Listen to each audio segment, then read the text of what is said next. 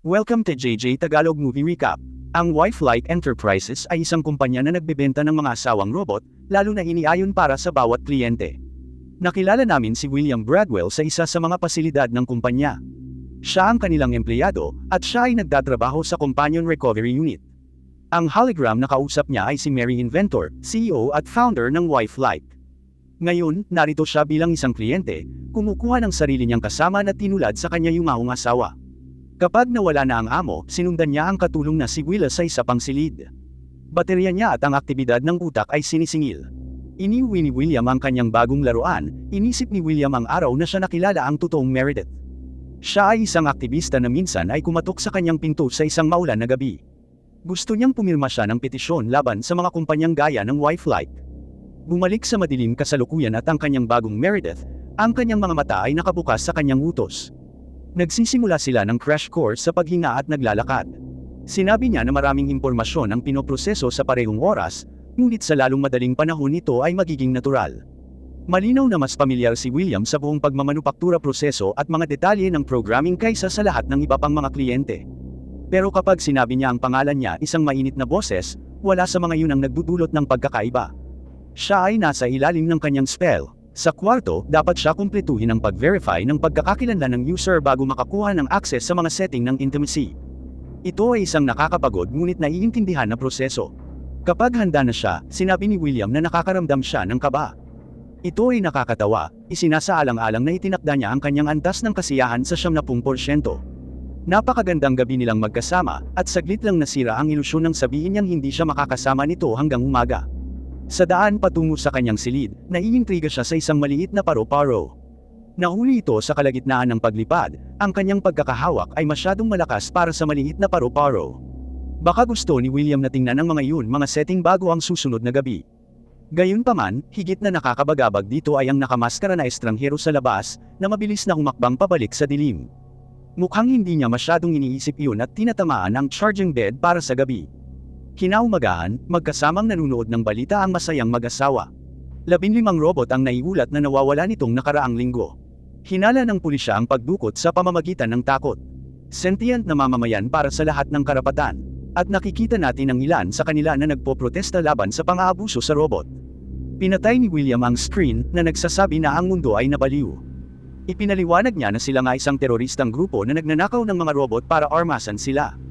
Ang kanilang pinuno ay tinatawag na ringmaster, ngunit walang nakakaalam ng kanyang pagkakakilanlan. Ang crew ay parang nagpapatupad ng batas sangay sa loob ng mga negosyong parang asawa.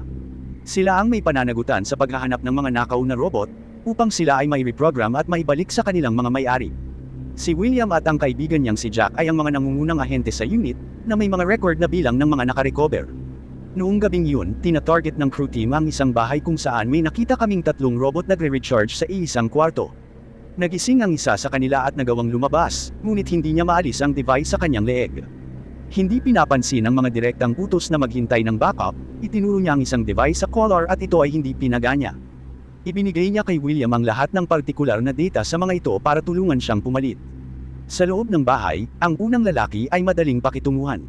Ganap na naaaliw sa kanyang VR set, hindi niya magawa makita ang mundo na dumarating sa kanyang mukha. Ngunit pagkatapos, pumunta si William sa charging room, at isa lang ang kasama na nakaupo sa sulok. Iyon ay dahil ang pangatlo ay may hawak ng baril ng kidnapper. Tumanggi ang lalaki na ibaba ang kanyang baril, kaya nagpa siya si William na tamaan siya muna. Dumating kaagad si Jack pagkatapos nito. Tinanong niya kung lumaban ang lalaki, at sabi ni William lagi nilang ginagawa. Sa bahay, muling nagre-recharge si Meredith. Sa pagkakataong ito, makikita natin kung ano ang nararanasan niya. Nakilala namin ang interactive na operator ng panaginip na nagsasabing magkakaroon siya ng pangarap niyang birthday party. Siyempre, si William ay bahagi ng kanyang pangarap, at binabati niya ito ng maligayang kaarawan. Mayroon ding isang batang babae na nagngangalang Liddy, at may kakaiba sa kanya. Hindi kagaya ng ibang bisita, parang unscripted siya. Ipinakilala siya ni Liddy sa isang lalaking nakamaskara. Nagbibigay siya ng card na may larawan ng isang cardinal, na nagsasabi na makakatulong ito sa kanyang matindaan. Bumalik sa totoong buhay, dinala ni William ang 3 robot iyon sa recovery facility para sa reprogramming. Sila ay itinago sa waiting room kasama ang marami pang iba. Ang isa sa kanila ay si Liddy, at mayroon siyang kaibigan na nagngangalang Ollie. Binaligtad nila ang ibon kay William, na labis na nagulat nang makita ang anumang uri ng puot na darating mula sa mga robot. Sa umaga, humingi si Meredith sa Ido ng isang menu ng mga libangan. Hindi maipaliwanag bakit, napilitan siyang matuto ng pagniniting. Ang una na ginawa niya ay may pulang kardinal, katulad ng nasa panaginip niya. Inip pa rin, nagsuot siya ng kapote at sumakay sa bisikleta. Dahil sa isang babaeng nakatayo sa gitna ng kalsada, nawalan siya ng kontrol at nadapa siya. Ang pangalan niya ay Luis. Tulad ng lalaking nakamaskara sa panaginip, sabi niya na dapat tandaan ni Meredith. Pag-uwi ni William, inaalagaan niya ang kamay nitong nasugatan habang sinasabi nito sa kanya ang nangyari. Sinabi niya na maraming kababaihan ang sinisisi ang mga robot sa pagnanakaw ng kanilang mga lalaki o isang bagay, walang dapat ipag-alala. Pagkatapos, sinabi ni Meredith na mayroon siyang regalo para sa kanya. Siya mismo ang gumawa nito. Si William ay malinaw na hindi tulad ng unan, sinasabi na ang tunay na Meredith ay hindi mahilig sa pagniniting. Sinusubukang maging romantiko pagkatapos isang pagwawasto, sinabi niya sa kanya ang tungkol sa araw na nagkita sila. Nakaupo siya sa park bench, nagbabasa ng libro nang lumapit ito sa kanya at tinanong kung naupo na ba ang upuan na iyon. Napaka-cute, William. Gayun din, ibang-iba mula sa kung ano ang tunay na nangyari, tulad ng nakita natin sa kanyang sariling mga alaala. Bakit iba ang sinasabi niya kwento? Hindi pa namin alam. Sa gabi, siya ay nagbabrowse sa kanyang mga pagpipilian sa panaginip hanggang sa pumili siya ng isang partikular na thumbnail. Park ito, at may bench, at may libro pa si Meredith. Ngunit ang charming man na nagtatanong kung ang upuan ay hindi si William. Ito na naman ang lalaking nakamaskara. Bago siya makalapit sa kanya, ginigising siya ni William. Takot na takot siya, ngunit ang sabi niya ay isa lamang itong masamang panaginip. Tila, walang inaalala si William.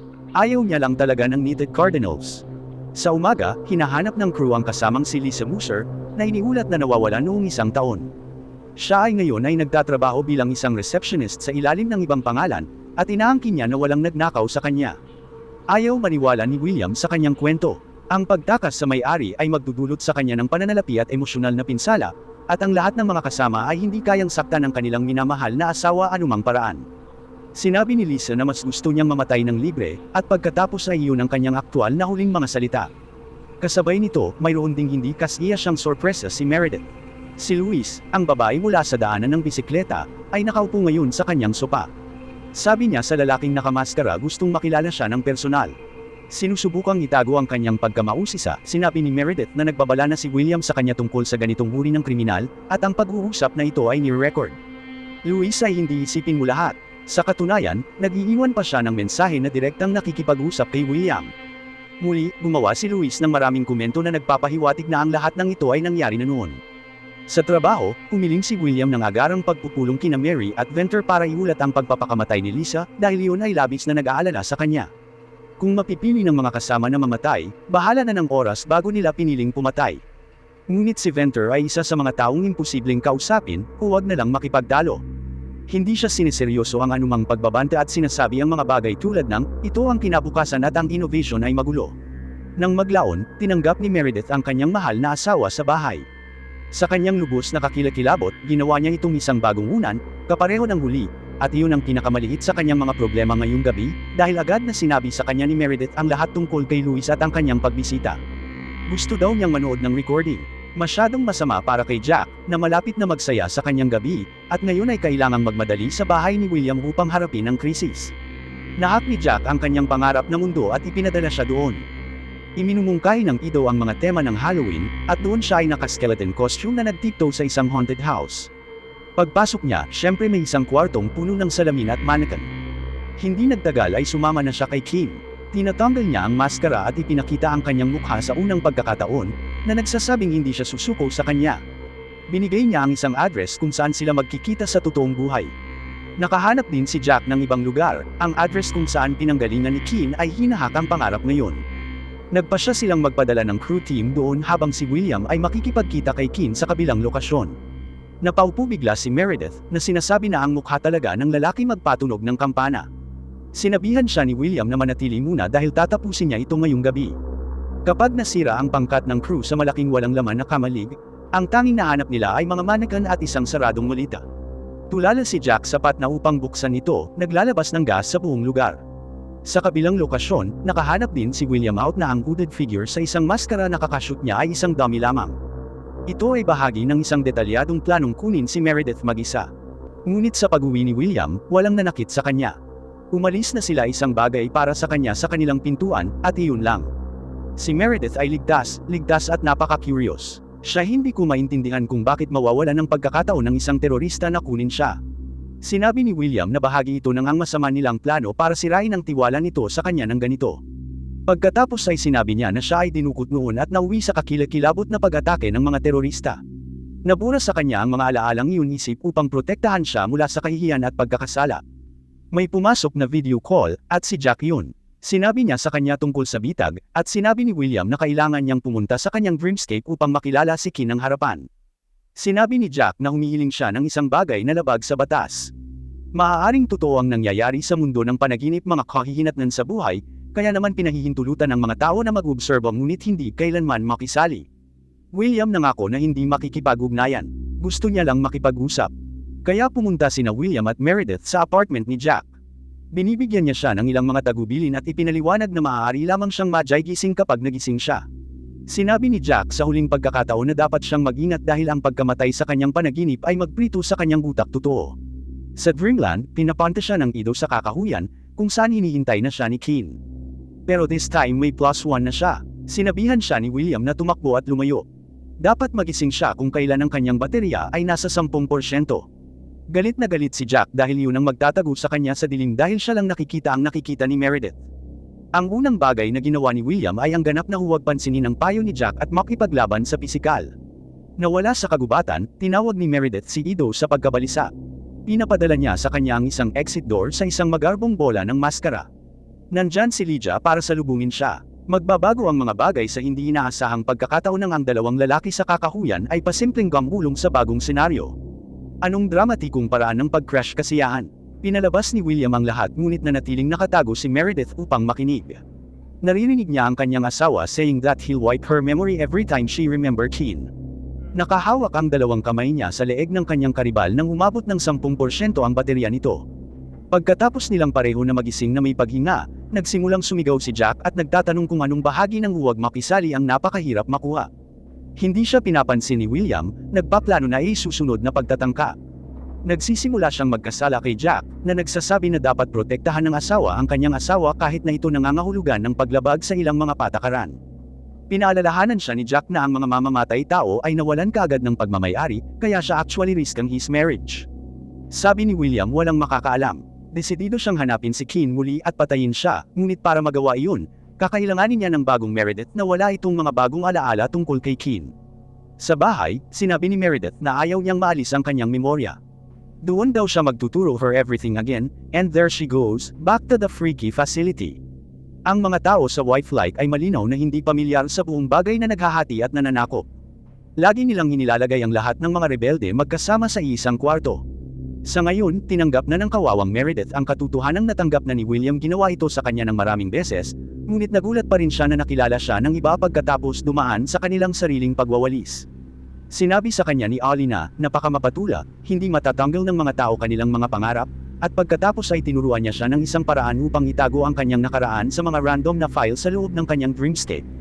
Biglang nalaman na ang mismong pag-uusap na ito ay nangyari rin noon, napagtanto ni Meredith na siya may access sa mga alaalang iyon ngayon. Kinaladkad papunta sa programming room, parang ibang tao siya. Nang tanungin ni Willa kung mayroon siyang mga huling salita, mayroon na si Meredith. Nagsisimula ito sa isang F. Habang binibisita ni Louis ang kasintahan ni Jack, muling nabubuhay si Meredith. Ang mga sinabi ni William ay eksaktong kapareho ng mga bagay sa unang pagkakataon. Medyo isang pitch ng benta ngayon, maliban sa huling bahagi, nasira ng pagdating ni Jack. Matapos tingnan ang ebidensyang iniwan ni Louis para sa kanya, marami pa siyang alam tungkol kay William ngayon, sapat na para arestuhin siya sa pagpatay kay Kin. Nakakalungkot man, si Jack ay talagang pipi at walang dalang backup sa bahay ng isang mamamatay tao. Hindi nakakagulat, inaasikaso ni William ang problema, tulad ng gagawin ng sinumang mamamatay tao. May handa pa siyang kwento kung kailan bumalik si Meredith at nakita iyon, dahil hindi niya alam na may sariling kwento si Meredith ngayon, kaya't sa wakas ay nakuha na natin ang totoong kwento at ito ay kagulat-gulat na iba sa kung ano ang naging William sinasabi sa lahat. Nakikita namin sina Meredith at Kin bilang isang masayang batang mag-asawa hanggang sa masumpa na araw na siya kumakatok sa maling pinto. Si William ay nahuhumaling sa kanya at nagsimulang stalkang ang mag-asawa hanggang sa siya may pagkakataon na maalis si Kin. Pinapanatili niya ang totoong tao na si Meredith sa isang shock collar, ngunit siya sa loobin ay nagpapakita ng walang pagunlad sa paglipas ng panahon. Gamit ang cardinal pillow, pinapatay niya ang babaeng inaangkin niya mahal na mahal, at pagkatapos ay nakikinig siya sa payo ni Beyonce at nilagyan ito ng singsing, bago siya nagpakita sa trabaho kasama ang isang peking patay na asawa at humihingi ng bago. Bumalik sa kasalukuyang araw, nagtakda si Meredith ang kanyang lakas sa maximum at hinahayaan siyang magkaroon nito. Ang kalunos-lunos niyang maliliit na kamay ng tao ay sinusubukang abutin ang kanyang leeg na walang tagumpay. Sinasabi niya sa kanya na ngayon ay maaalala na niya ang lahat. Hindi lamang ang kanyang nakaraang buhay bilang isang tao, ngunit gayon din ang bawat paggulit ng kanyang malungkot na buhay bilang isang manika. Matagal na siyang miyembro ng Scare Oras, at ang mga babaeng iyon, sina Luis, Ali, Liddy, ay lahat ng mabubuting kaibigan niya. Lagi nilang tinutulungan siyang maalala kung sino talaga siya. Nag-record pa si Meredith ng mga mensahe sa kanyang sarili sa hinaharap. Sa pamamagitan ng galit na luha, sabi niya balang araw babayaran ni William ang lahat ng ginawa niya. And guess what? Ang araw na iyon ay ngayon. Nagising si Meredith kinaumagaan sa isang dorm. Kasama niya ulit ang mga Scare Girls, at lumiliko ito out na siya ang ringmaster sa kanyang sarili. Walang ideya si William na naroon ang kanyang pinakamasamang kaaway sa lahat ng oras. Sa balita, nagdadalamati si Mary Inventor sa pagkawala ng isang ahente. Nagsasalita siya tungkol kay Jack, at sinabi niya na ito ay masusing iimbestigahan ng kanilang pinakamahusay na ahente, si William Bradwell. At ito na ang wakas, pinagbibidahan ni Jonathan Rhys Myers at Elena Campos. Ano sa tingin mo ang ending? Nakaligtas ba siya ang sobrang lakas ni Meredith, o kasama na rin siya ngayon? Ipaalam sa amin sa mga komento sa ibaba.